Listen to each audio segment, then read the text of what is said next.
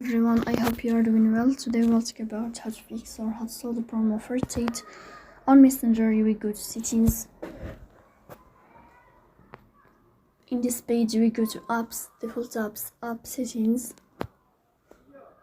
In this list you will search about the application of Messenger and you will click here. In this page of app info you will go to first stop and you will click OK. Here you will enter to storage,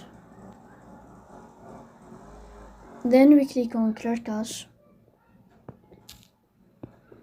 In the end you will turn off your phone and you will wait a moment to restart your phone again to fix that problem. So please don't forget to support us by like and subscribe. See you next time in another video and thank you for your watching and your attention.